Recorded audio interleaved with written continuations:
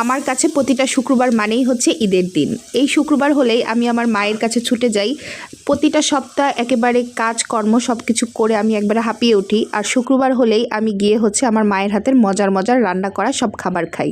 তো আজকে শুক্রবার আম্মু হচ্ছে তার পছন্দের মোরগটা আজকে রান্না করবে। তাই সকালবেলায় সেটা কুটে বেছে পরিষ্কার করছে।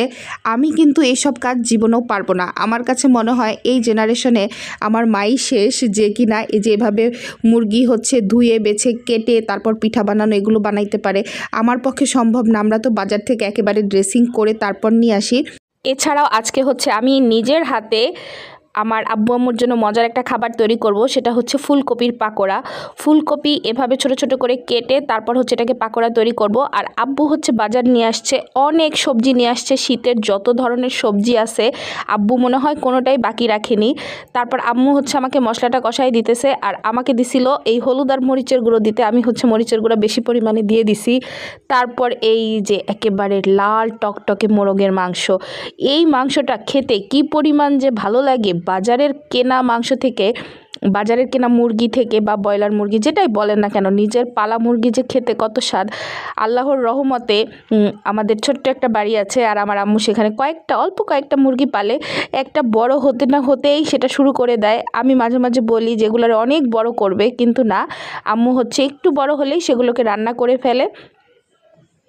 আর আজকে হচ্ছে মোরগের সাথে নতুন আলু অ্যাড করব, নতুন আলু দিয়ে মোরগের মাংস আর এই যে ফুলকপির পাকোড়া।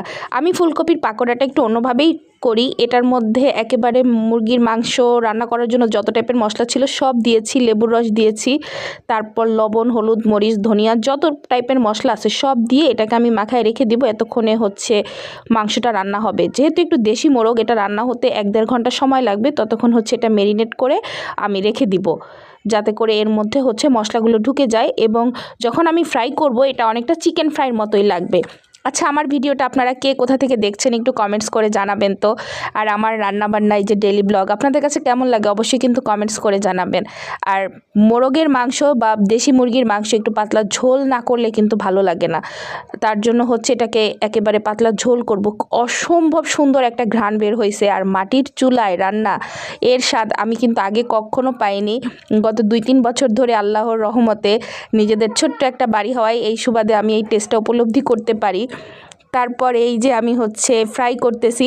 আম্মু বারবার বলতেছিল পুড়ে যাবে পুড়ে যাবে। আমি আম্মুর রান্নাঘরটা একেবারে নষ্ট করে ফেলছি। আম্মু রান্না করলে কিন্তু একটুও নোংরা হয় না, বাট আমি রান্না করলে এরকম হয়ে যায়। ফুলকপির পাকোড়াটা ভীষণ মুচমুচে হয়েছিল, কারণ বেসনের সাথে আমি চালের গুঁড়োও অ্যাড করেছিলাম। আমার বাচ্চারা না শীতের সবজি একদমই খেতে পছন্দ করে না, তাই